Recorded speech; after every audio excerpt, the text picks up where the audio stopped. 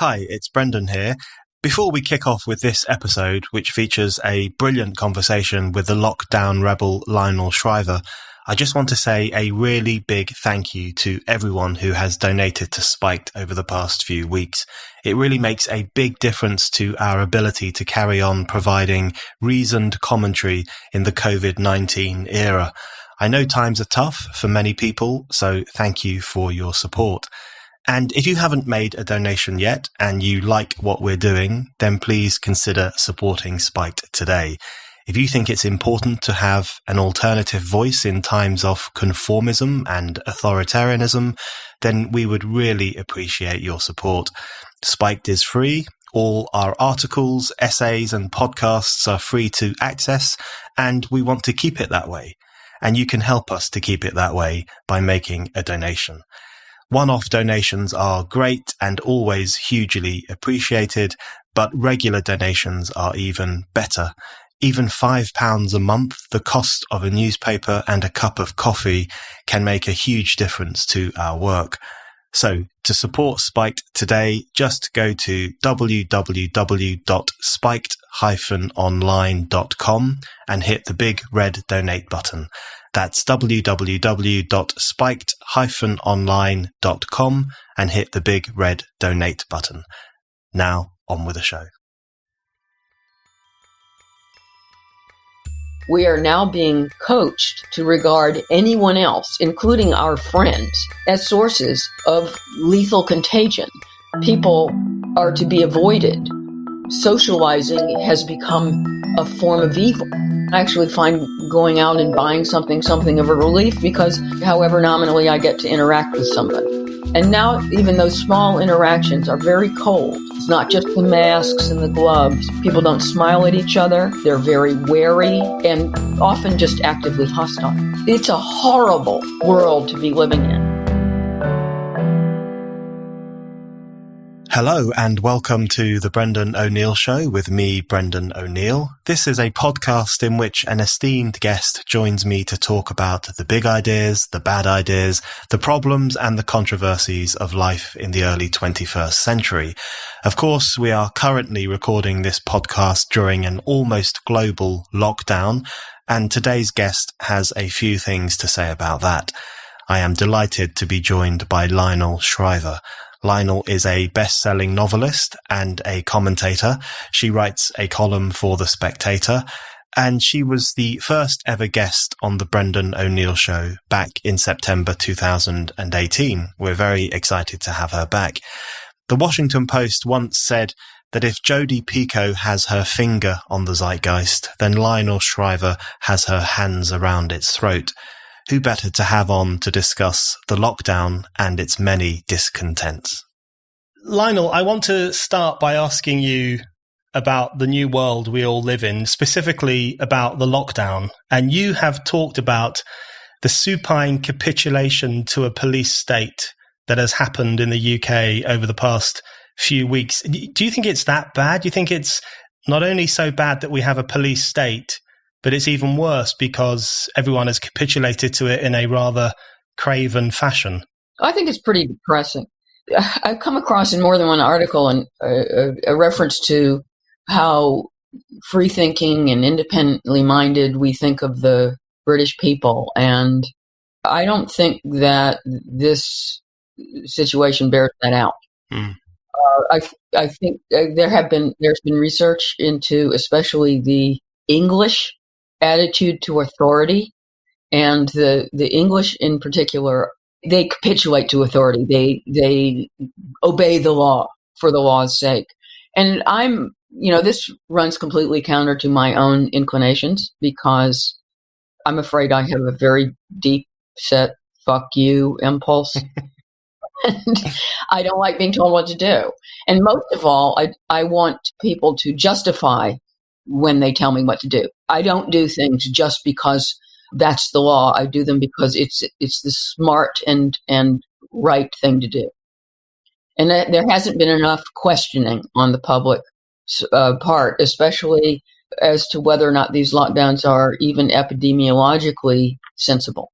So on that point, that's a very useful point to break into the next part of the discussion about the lockdown, because you are a bit of a lockdown skeptic, as am I, and you've just said that you don't like being told what to do, particularly rather when there isn't a good justification for it. So in your view, where is the lacking justification for the lockdown? Why does the lockdown not add up in your view? I don't think it makes a lot of sense once the virus has spread generously in the population already. There's plenty of evidence that the virus does continue to spread, even if you do have a lockdown. And most of all, what we're doing is just dragging the period of infection out. And I think that a lot of epidemiologists will back that up. So rather than reducing the absolute number of infections and absolute number of deaths, you simply make them occur over a longer period of time. And I think you could argue that that's actually socially destructive. And as long as your healthcare system can handle a higher rate of infection, which our NHS could do right now, then it's probably better to get it over with.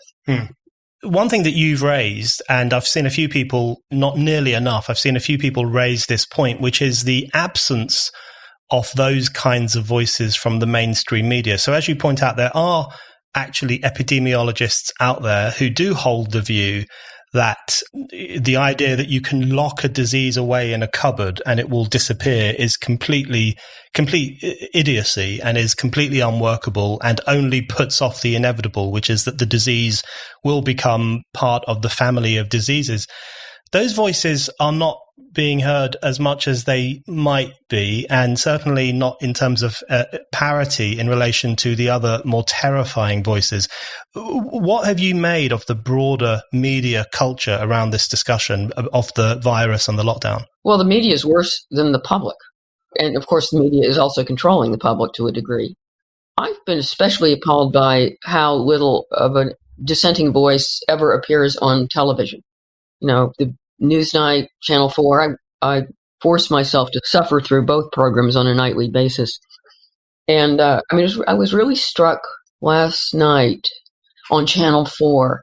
This wasn't even a story. It was just a little statistic that they flashed up on the screen. And it was that we are expecting 1.5 billion people, which is, they were careful to clarify, half the workforce of the entire world, to have no source of livelihood. And that was just a little fact. And then we went back to the situation in care homes in the UK, which took up most of the rest of the broadcast. It's as if it was incidental. This never gets any attention, much less does any dubiety amongst the scientific community about the wisdom of treating this disease completely differently than we treat any other disease. Nor do I ever see any comparative statistics aired on television news, and you rarely find them in newspapers either, putting the deaths in context, both in context of how many people die every year in certain countries and worldwide anyway, and also how many people die of other diseases routinely. I mean, just to make sure I had something to say today, I spent 5 minutes online before our interview and found out that in 2017, this is pretty routine, the number's been coming down, actually. The number of people who have died of malaria in that year was 620,000 people. That is almost all in Africa. We totally ignore it. Now, that's 3 times the number of people who died of COVID-19 so far, worldwide. But it's just ordinary. They live with it. 1.5 million people in 2018 died of TB. And TB is especially dangerous because it's developing a resistance to our treatment to it. So it's actually, I would say, is more terrifying than COVID-19. Again, forget about it. Typhoid, which we think of as a disease of the past, still kills up to 160,000 people a year. In mind, that's coming close to the COVID statistic. Cholera, same, about 140,000 people. And influenza, which, COVID resembles in many ways, globally up to 650,000 people every year. Now, it took me 5 minutes to find those statistics. Why don't I ever see them? Yeah, excellent point. And I want to come back to the question of death, in fact, in a moment, because you've written very interestingly about the naivety about death or the immaturity about death in relation to COVID, but more broadly too. But I want to just for a moment go back to a point you made there, which I think is incredibly important, which is about the incidental nature of the unprecedented economic collapse that the world is heading for. Because I've noticed that too, where in the media and in lots of political discussion, the predictions of historically unprecedented contraction of economic life is treated either as incidental or as significantly less important than COVID-19 itself. And you give the example of 1.5 billion people losing their livelihoods in some way. Of course, in the UK, it's now being predicted that this will be a 13% drop in national output, which will be the largest contraction ever recorded.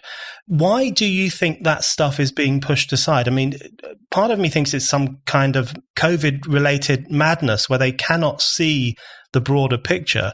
Or do you just think they can't let anything get in the way of the COVID politics of fear narrative that they are currently pushing? Well, madness is the word, but it is a shared hysteria. We're dealing with an international hysteria.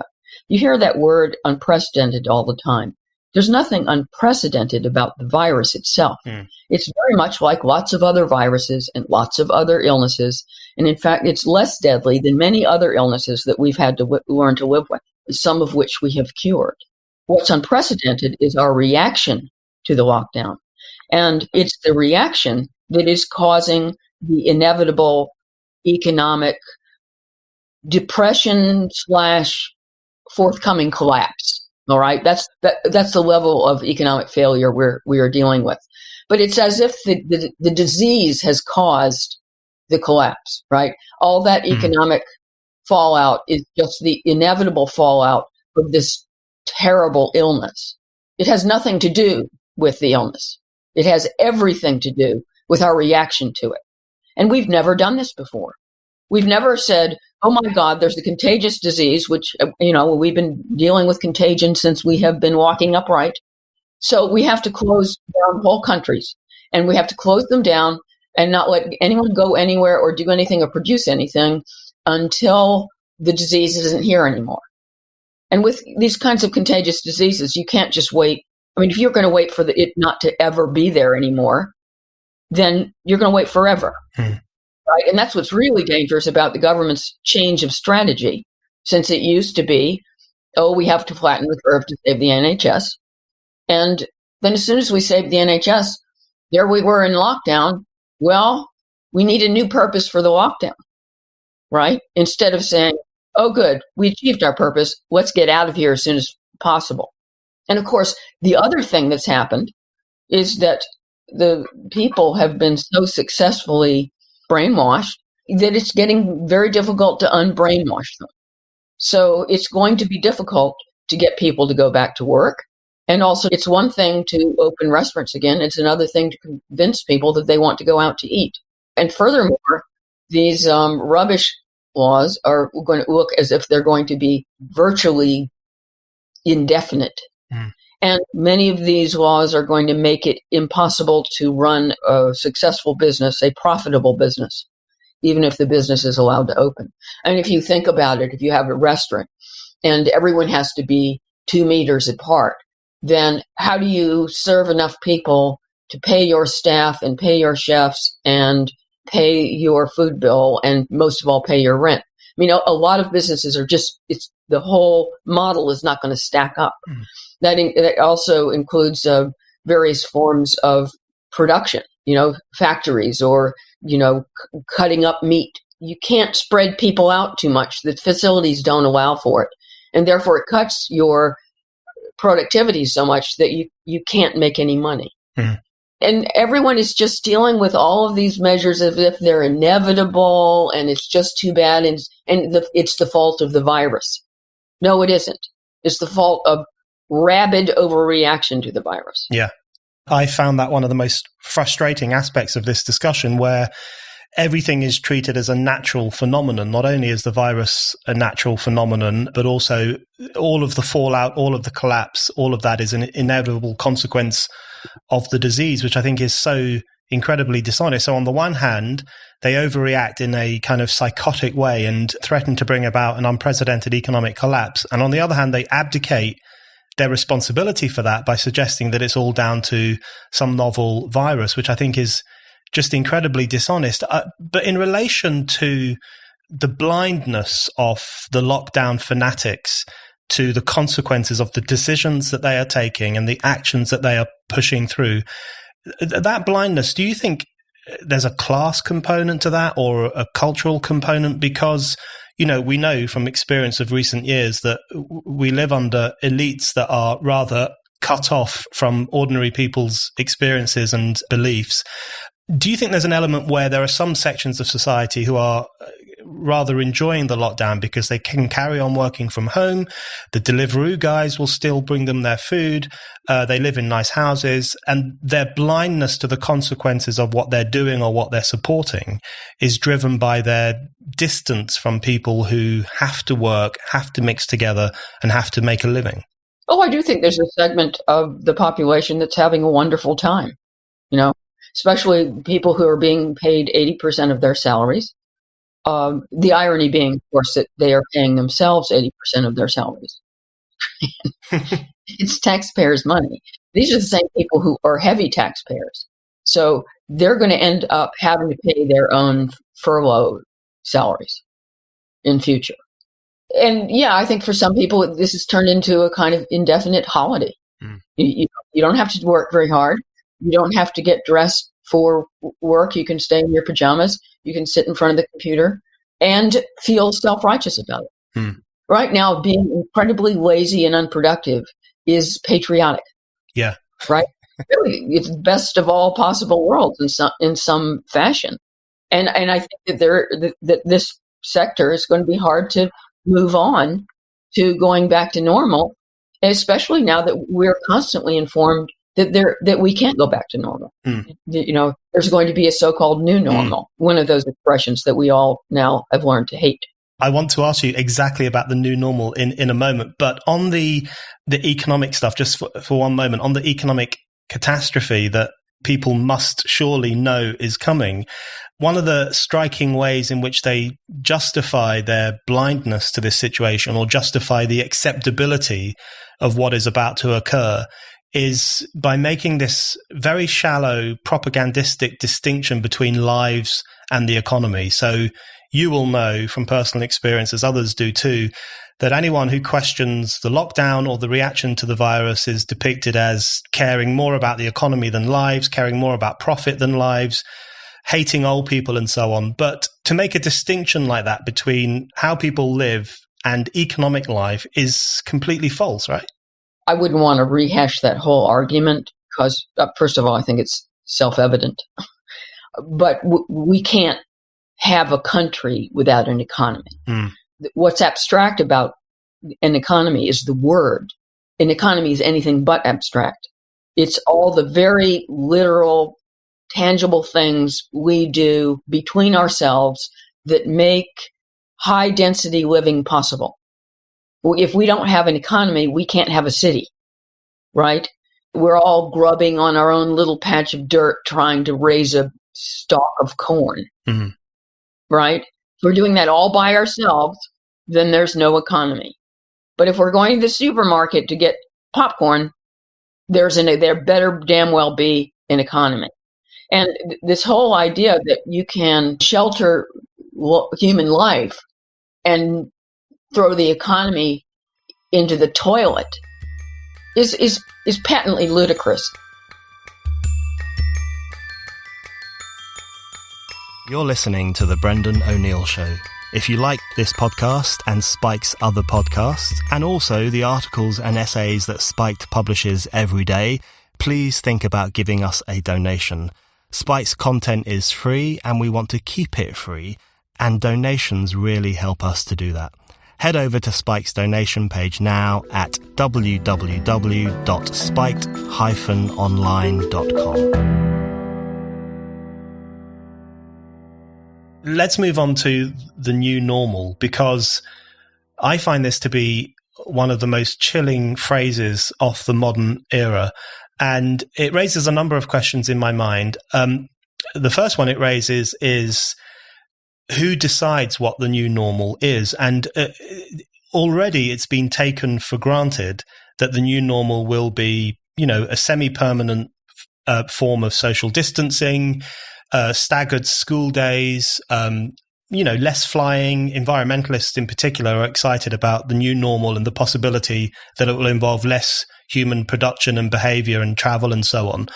What strikes you as particularly problematic about the idea of a new normal? And in your mind, shouldn't we be asking the question of who gets to define what is the new normal and whether there is going to be any kind of genuine, open public debate about that? Well, the biggest thing that has happened is not that some of us have got sick, but that we have transferred a fantastic amount of power to the state. We have transferred the power to the state to tell us when we can leave our own house. Now, that's incredible. The thing is that when you give power away, it's really hard to get it back again. Therefore, this new normal is all about saying, well, sorry, you gave us the power to tell us what you can buy in the shops and when you can go places and whether we're going to educate your children. It used to be an obligation. So we're going to keep that power. We have even told you whether or not you can see your friends. And if you do see your friends, then you have to stay 6.5 feet apart. The new normal is all about you gave up, you gave it up. You're not getting it back. And there must be some satisfaction on a bureaucratic level in bossing people around on this level. There has to be. Or there would be more people who are saying, can we look at this again? Does this make any sense? I think particularly these public health people are crazed with power. I really, this is their moment in the sun. It's usually kind of a small part of government. That Public Health England, well, it's in the past, it's been spectacularly failed and it has been very petty, and it loves coming up with bossy little regulations, things they want to bring in for your own good, taxing sugar and you thinking about having fat taxes and that kind of thing. So they're already like that, but they've never had free reign to do whatever they want. And now they're really calling the shots and they give me the willies. Yeah. I mean, I wrote about this in a Spectator column about 3 weeks ago that in doing the research for my fourth novel, Game Control, I did research on the projections of how much AIDS in Africa was going to impact population growth. And the demographers all came to the conclusion in their studies that AIDS was going to have a negligible effect on population growth in Africa, which was going to continue to soar problematically. And the epidemiologists all said, oh, this is a terrible disease. We've never had anything like it. It's going to devastate the population of Africa. The population in Africa is going to go negative. It's going to start plummeting. Now, of course, it turns out that the demographers were right. But I thought that illustrated, because I tracked down about 7 studies, and the vision was perfectly neat. People in certain fields, because it's their thing, they want whatever problem they study to be really terrible. It's not that they're evil people, but it's a kind of career ambition. People who are epidemiologists get really excited by disease because that's their business. And right now, the epidemiologists are center stage, and they don't often enjoy this position. And public health officials are center stage. They're very rarely in that position. it tempts everyone. First off, it tempts the epidemiologists to indulge alarmist scenarios, and it tempts public health authorities to bring in draconian measures, because in both parties' case, it makes them feel more important. Now, I'm a novelist first and foremost. I'm not a statistician. I'm not even primarily by trade a comment writer, but it is my business to pay attention to what makes people tick. I've noticed the same thing that you've just described earlier about the relish with which some people in officialdom, particularly public health officials, have embraced the current crisis. You can almost hear it in their voices when they're on TV giving very strict instructions about the washing of hands or the touching of faces or how far you should stay away from people or whether you can sleep with your girlfriend or whether the kids of, the kids of divorced parents can travel between houses. As you say, not only is this an unprecedented sacrifice of the most basic daily freedoms, freedoms that we wouldn't even describe as freedoms because they're so taken for granted, the right to go to the park or the right to meet your friend in a pub. Not only have they done that, but there's a relish among sections of society. We've seen the police throwing people out of parks. We've seen them filming people from the skies. Public health officials are now, loving their moment in the sun. Do you think it's exacerbated something that was already there in British society, which might, as you said earlier, call into question the notion that this is as freedom a loving nation as it likes to think? This whole business of ratting people out and for the good of all, supposedly, it has to do with that kind of prying, officious, judgmental relationship to your neighbor that you often see in terms of one's literal neighbor, the next door neighbor, the other people on your street, the kind of prim tutting. So now you can be a busybody and a fuss budget and be sanctimonious about it. This tendency, this police state thing, there's always a measure of the force that is just itching to be the big man on the block and ruin everyone's fun. I mean, I've really noticed lately that one of the things they're out for is anyone who seems to be having a good time. There was a family in Norfolk, I think it was, and they're all musicians, very accomplished musicians, string players. And they first started playing in their own front garden because they were asked to play something for somebody's birthday. And it was so popular that they started doing it every Sunday. And when they were in the midst of a Shostakovich piece, the police arrived and told them stop because they couldn't have people gathering. And now, according to the article, the neighbors, even if they did come out of their houses, were practicing social distancing. And if you look at any number of things that have become a terrible thing to do, it makes absolutely no epidemiological difference. I mean, for example, sunbathing with nobody around you within 100 feet, and it has already been documented that your chances of infection out of doors are very close to zero anyway. Swimming in the ocean, for pity's sake, even if there's nobody else in sight.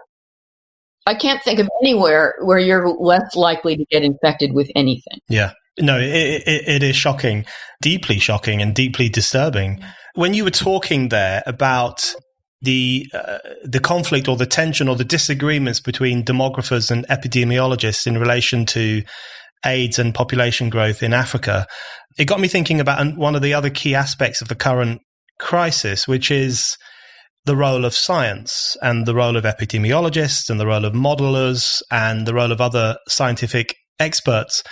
Because, of course, one of the problems we face is that so much of the stuff that's currently going on, which you and I and others are deeply concerned about, it tends to be justified on the basis of the science. And usually they put the before science to give it that kind of extra godly quality.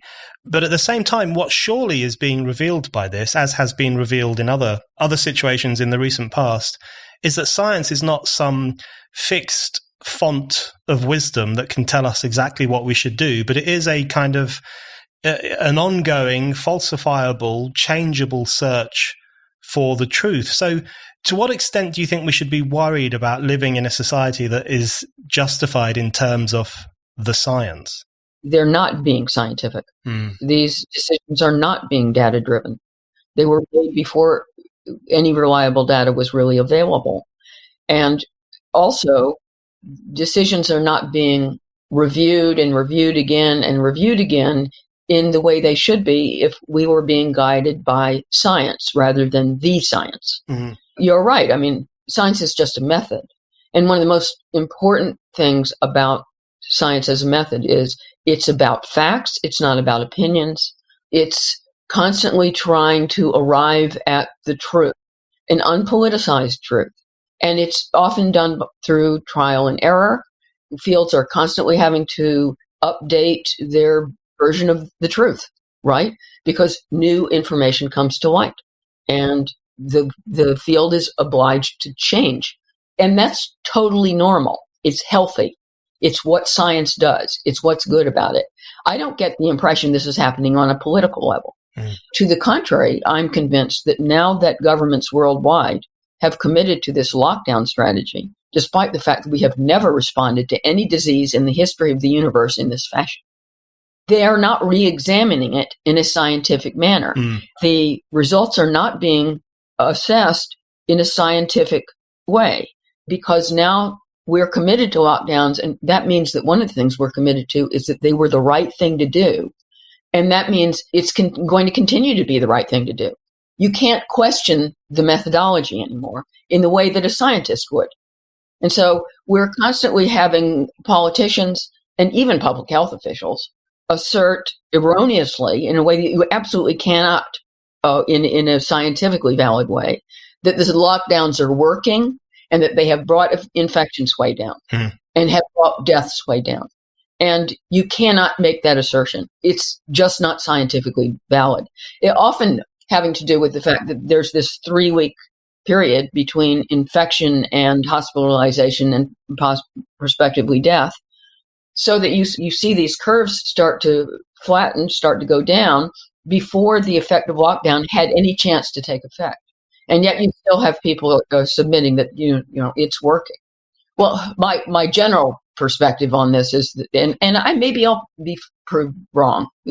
More tragic things have happened in the universe, but I think that people are going to look back on this period with utter incredulity. It's going to be seen as an act of worldwide hysteria, overreaction, and self-destruction. It's hard enough to keep an economy going with this many people in the world at the best of times without shooting yourself in the foot, if not in the head. It's a really important point about the ferocity with which the lockdowns were justified as, you know, absolutely essential to saving life. And we all had our part to do in the, the saving of lives and most importantly, the saving of the NHS. That I think as a consequence of that, it's going to be difficult for them to unravel the lockdown. Even as we hear, there are ministers in cabinet who would quite like to do that. I think once you unleash the politics of fear and marshal people to a fearful, atomized cause, it's quite difficult then to just put a stop to that. And that suggests that part of the new normal will be the continuation of some of these problematic trends, I think. It's not only politicians who are now invested in the lockdown. Yeah. It's also the people. Because after all, the people have made all these sacrifices. The people have gone through all these lockdowns. They've been obeying, in the main, all of these petty rules. Everyone hasn't enjoyed it. Nobody wants to think that these sacrifices were pointless, right? You want to feel that you're part of a larger upheaval in your nation and even in the world, and you did your part. You supported the forces of virtue, and whatever the fallout, it's too bad, but at least, the nation came together and addressed its foe, just like in World War II. There's been a lot of World War II rhetoric around. So no one wants to look back on that and say, oh, that was stupid, right? It's diminishing. And it's a little embarrassing. I did a radio interview about 10 days ago, and I was let go, actually, but I heard the caller after me complaining that lady described the UK populace as brainwashed, and he thought that was insulting. Well, it is insulting. It is insulting to be vulnerable to being brainwashed, and nobody wants to regard themselves that way. It's not flattering. So it's much nicer to just go with the government's line that this was a necessity and it's too bad, and this was just protecting the British people. And therefore, there's going to be a real battle after the virus has more or less subsided. There's going to be a battle still over whether or not the lockdowns were justified. And there's going to be an almost universal investment in their having been justified. And only a few outliers, like you and me, have something to gain from at least looking back and say, well, I told you so. Yeah. It's a rather dismal reward, actually. Yeah. Considering that I'm going to be saying I told you so and sitting in the gutter. But no one else is going to be motivated to poo-poo this methodology.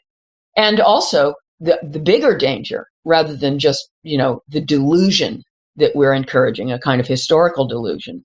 But there's a huge danger of installing this as now what we do when we have a new infection coming along. In the short and medium term, we now have this knee-jerk assumption that if there is a rise of COVID fatalities or infection rates, even however gentle, what do? We lock down again.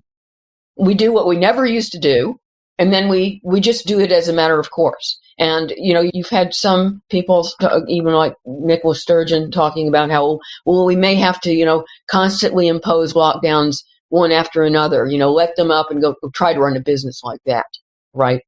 Good luck to you. That's a politician talking, not someone who's ever run business. Yeah. So, but we just assume that. And I notice it again in the media when some politician refers to the inevitability of imposing the lockdown again, should the case rate rise, the newscasters don't say anything. They don't say, well, why do we just assume that we're going to do that again?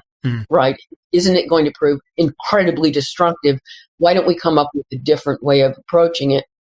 And then in the long term, now we've got this incredibly self-destructive response to contagion. Is this what we do now? Is this what we do all over the world? That we just shut off the economy? Because there are going to be more contagions. It's just a fact of life. That's an incredibly important point about the fact that there is no motivation, quite the opposite, in fact, for any real, genuine, open-minded reckoning with the lockdown contagion that spread from Wuhan around the world. And that might become even more the case when the lockdown proves to be a pretty disastrous course of action to have taken. You can see that it would become even more the case that there would be no incentive whatsoever to have a genuine reckoning with it, because it would have to be held on to as the justifiable thing, because so many political, media, and intellectual forces have invested their energies into it as the good, decent, galvanizing thing to do. So that's a point really worth making, because it's worth prepping ourselves for a pretty difficult intellectual battle ahead, I think. I think it's very interesting if you look at the way what's going on in Sweden has been covered over here and how people react to it. There's a huge desire, it's palpable, for Sweden to fail. Everyone wants Sweden to melt into the bowels of the earth with disease, and they're going to be punished, because they haven't done what everyone else is doing, and they don't get the message, and they'll be sorry. And any suggestion that Swedish death rates are higher than other people's is reported with great relish. And one of the things that you need to keep an eye on is the reliability with which Swedish deaths are always reported in the context of other Scandinavian countries. because if you put Swedish deaths in the context of everybody else, they're just in the middle, right? In terms of deaths per 100,000. So it's a rigging of the conversation. It's a rigging of statistics to make the Swedes look as bad as possible. And again, this is about being invested in the lockdown strategy. So everyone wants the lockdowns to be worthwhile. It's kind of it's understandable if they've happened already. No one wants to think that you have done this horrible thing to your country for no reason. So if Sweden gets away with it, everybody's going to be furious. And there is going to be a lot of effort made to make it look as if Sweden was different from us, or, there was some element there that explained why they didn't have to lock down. And there's going to be a big effort to make it look as if it was somehow a catastrophe, because that's what everyone's doing now. You're listening to The Brendan O'Neill Show. Subscribe now so that you never miss an episode. And it would be great if you could give us a rating and maybe even a review. That is a really good way to help new listeners discover the show. As you say, it is palpable that the wishing that Sweden fails is a very palpable and grotesque phenomenon right now. Just on the new normal, the other thing that strikes me about the new normal, about this chilling phrase, is the question of how new it is. Because I think one of the interesting things about the moment we're living through is the extent to which pre-existing cultural trends and pre-existing narratives have been speeded up or catalyzed or exacerbated by the current moment. So one thing that I keep thinking, if anyone says, I think we should have more freedom now, I think people should be allowed to go back to the pubs, you will be told straight away that all you want is the freedom to infect other people. And it struck me that actually the view of freedom as infectious or toxic has been around, in fact, for quite a long time. The idea that certain speech is toxic. You, Lionel, will have given many speeches that will have been described by people as toxic and dangerous.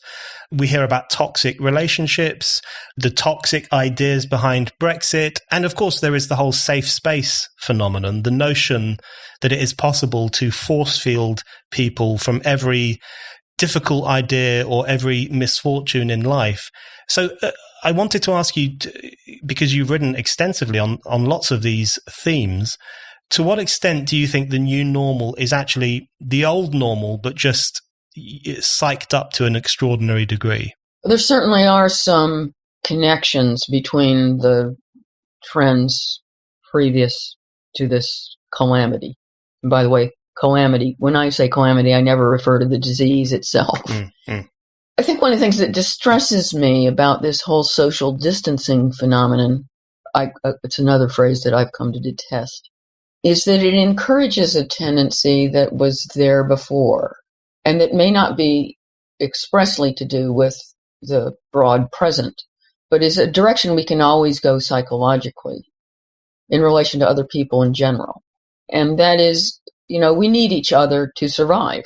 Very few of us could be thrown in the middle of the woods and live for very long without anybody else. But we're also each other's competitors and antagonists. And that's a complex relationship to other people. It's intrinsically kind of weird. And you have to keep negotiating with these tendencies, often even on an individual level. You meet a stranger. Is this person, one of your people? Or is this person an antagonist? And of course, that's where the political context in which COVID arose is pertinent, because we were already in an incredibly polarized political time. So that negotiation over whether or not someone is on your side or not, one of your own people, part of your tribe, or the enemy, is something we do already. But now we're extending that notion of who the enemy is into the realm of disease. Everyone is not only carrying potentially toxic opinions, but they could literally kill you. Even if on a statistical level, this is not true most of the time. But we are now being coached to regard anyone else, including our friends, right? Even the people we know, much less strangers, as sources of lethal contagion. People are to be avoided. Socializing has become a form of evil. And even this whole experience of queuing up at a supermarket and staying 2 meters apart from everyone, I find it really upsetting.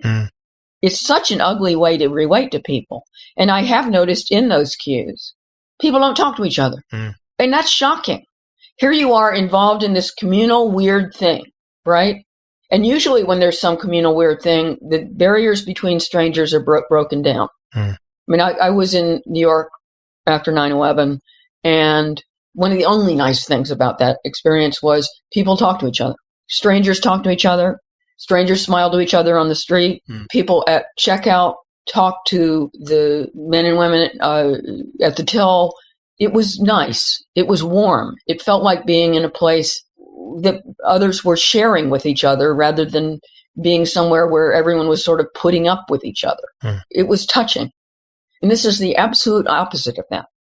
This is suddenly, even ordinary interchanges, I spend a lot of time alone. I actually find going out and buying something of a relief because however nominally I get to interact with somebody. And now even those small interactions are very cold. Yeah. It's not just the masks and the gloves. People don't smile at each other. They're very wary and often just actively hostile. Yeah. And it's a horrible, horrible world to be living in. And it just gives me the willies that we're now being told, well, that may be the world for the indefinite future. Yeah. We're now going to force you to think of all other human beings as the enemy. That you are to be hostile to them. You are to avoid touching them. You must not come near them. And, that does translate emotionally. It isn't just you avoid them physically. It becomes an attitude. We are being educated to be misanthropes. Absolutely. I think that's an excellent way of putting it. And I keep thinking about, those people who are, not necessarily well connected online, maybe don't have that many friends or family members, the kind of people for whom a trip to the shop or a trip to the pub was actually incredibly important. So in some of the pubs near where I live, the only people you would see in there during the day would be old men, often sitting on their own with a newspaper and a pint.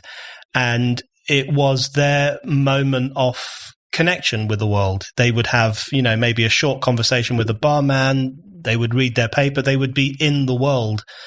And I find myself wondering what has become of those people, because they and so many others are now completely shut away, have no form of engagement, and the social consequences of that, I think people aren't considering at all.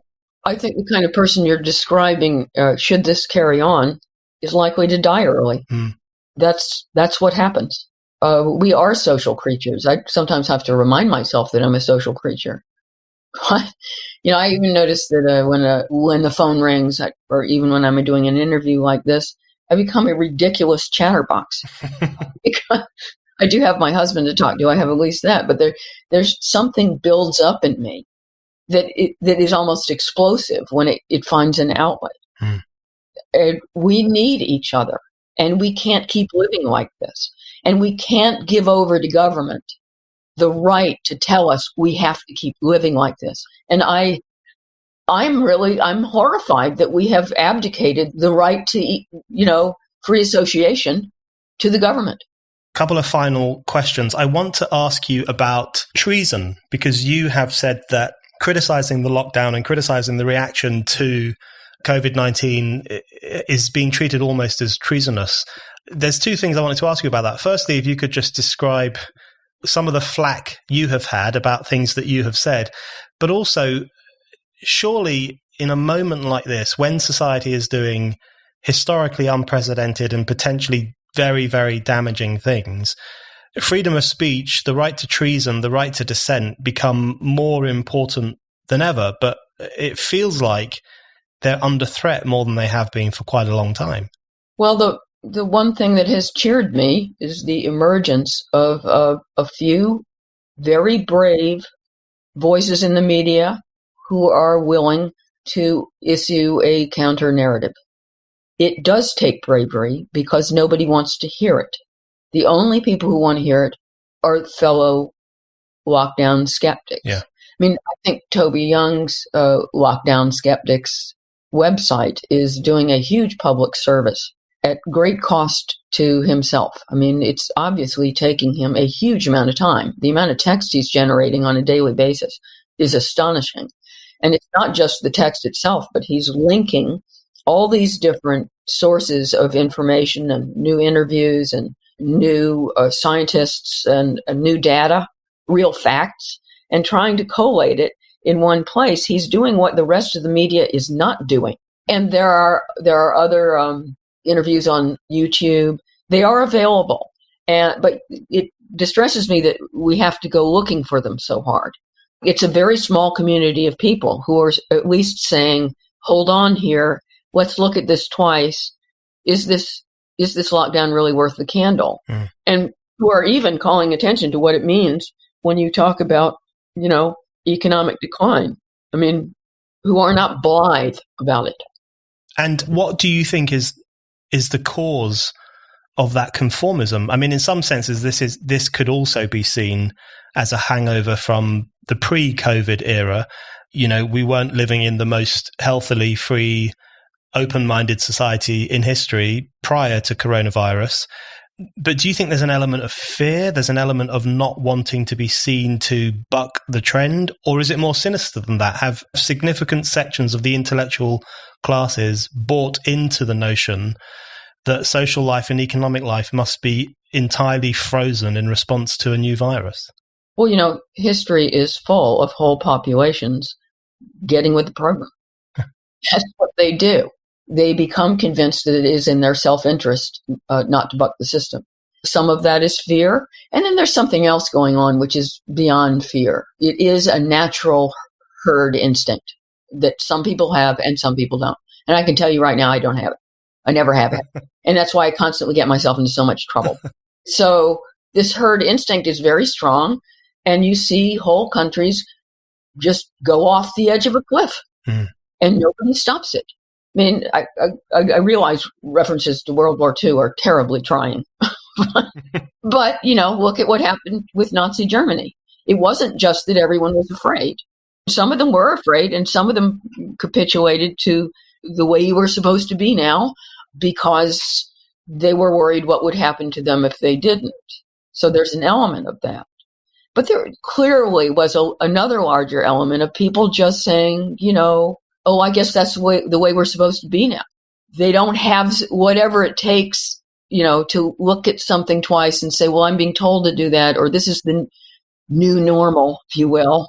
But does it have to be? Do I approve of it? Does it make sense? Is it moral? Is it best for the society as a whole? Maybe I don't think this is a good idea. Mm-hmm. It takes a certain kind of person. And I'm afraid there's something about the better part of the human race that doesn't have the instinct to question doing what the rest of the herd is doing. It just doesn't have it. Mm. And it's depressing. The final thing I want to ask you is about death. And this is not because I want to end on a depressing note, but you have spoken about the reality of death. And one figure that you have mentioned is that 600,000 British people died last year. That is how life works. Death is a part of life. That figure did not make the headlines. Yes, of course. So, and it's not news. It's what happens.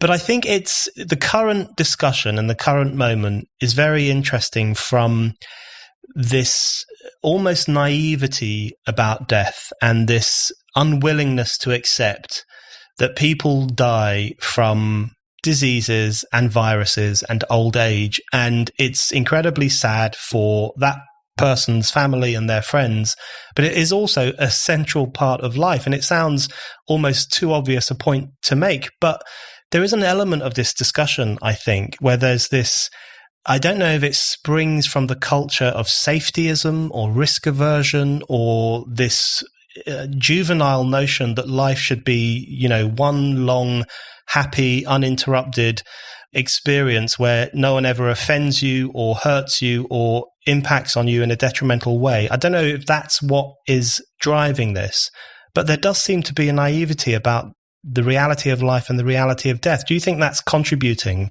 to the current apocalyptic headlines we are seeing about what might in previous eras have been considered a fairly routine response to a novel virus? I agree. I think that something has happened in the West particularly, and then the rest of the world tends to ape the same attitudes in relation to death.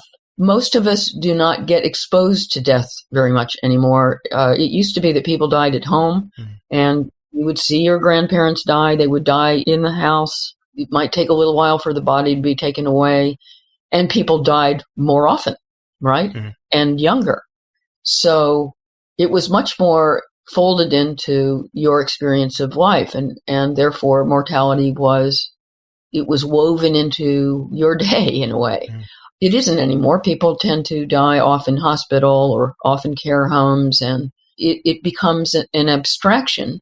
And most people would claim that, of course, they don't believe that people live forever, but that's become abstract rather than up in your face. And meanwhile, we keep seeming to believe that science can cure everything, that medicine can cure everything. And it's not a big leap.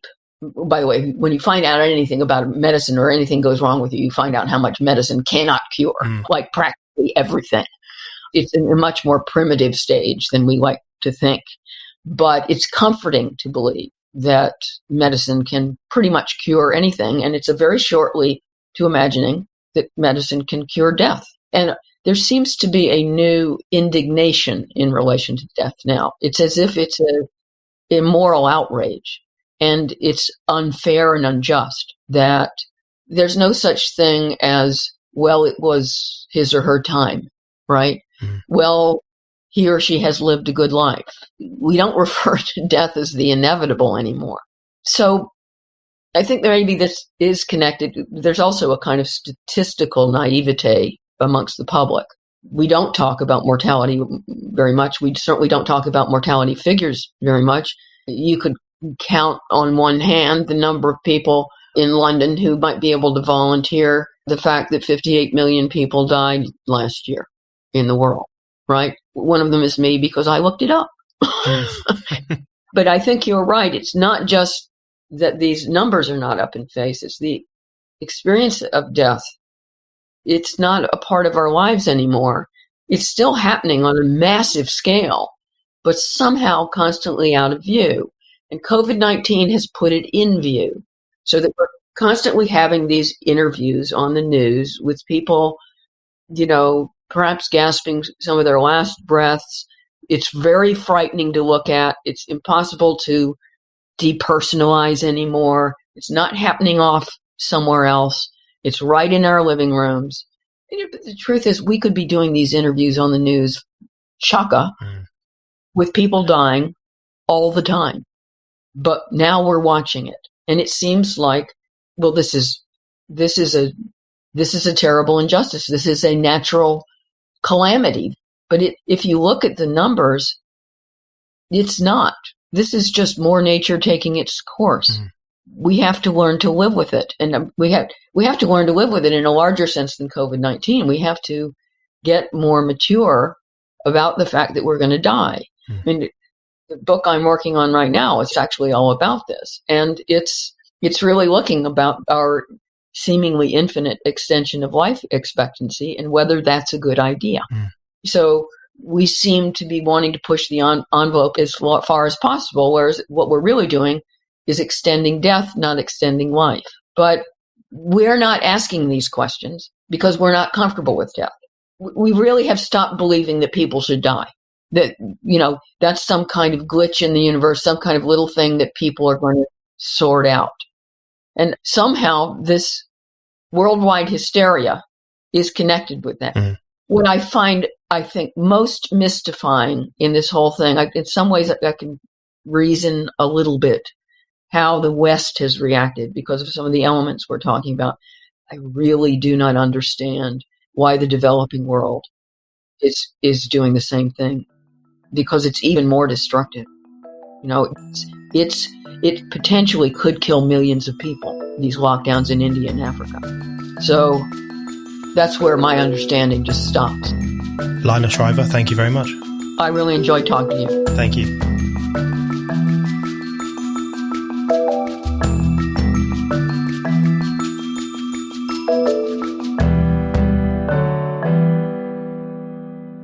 Thank you for listening to The Brendan O'Neill Show.